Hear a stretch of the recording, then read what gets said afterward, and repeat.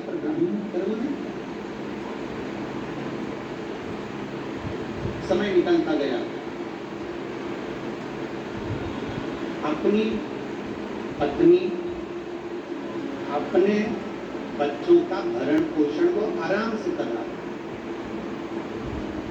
है, पर स्त्री का संग उसको मिला। अभी गुरु गोविंद सिंह जी की पुण्य स्थली नांदेड़ में शिव महापुराण की कथा में हमने कहा, बन सके तो दो चीजों से दूरी बना, एक पर स्त्री और दूसरा पर धन। पराई स्त्री और पराया धन व्यक्ति को कब बर्बाद कर देता है उसको खुद भी मालूम नहीं पड़ता, खुद भी नहीं।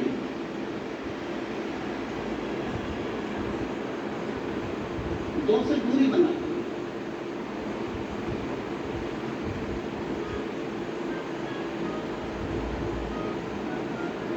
यहां तक शिव महापुराण की कथा कहती है कि पर स्त्री पर विदल उत्पल ने अपनी दृष्टि दी, पर स्त्री पर लंकाधिपति रावण ने अपनी दृष्टि दी, पर स्त्री पर कौरवों में से दुशासन ने पर दृष्टि दी।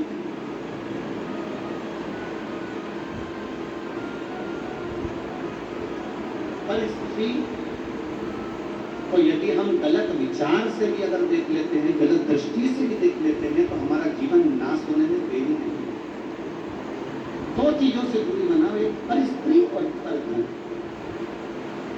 ये दोनों बर्बाद करने वाले, ये दोनों नष्ट करने वाले।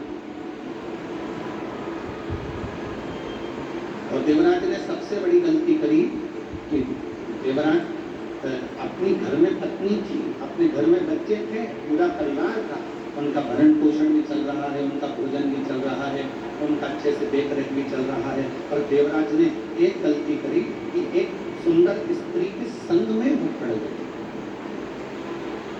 और एक स्त्री का संग ऐसा मिल गया उसको कि उस स्त्री ने, उस नारी ने देवराज से कहा कि रानी के गले में जो हार है, रानी के गले में जो हार पड़ा हुआ है, वो हार मुझे चाहिए।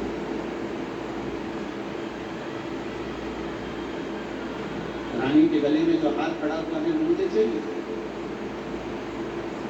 बस एक पराई स्त्री के कहने पर वो हार लेने के लिए गया और दूत उसके पीछे पड़ गए, और वो चोरी का धन लेकर जा रहा था, शरीर में ताप पड़ गया,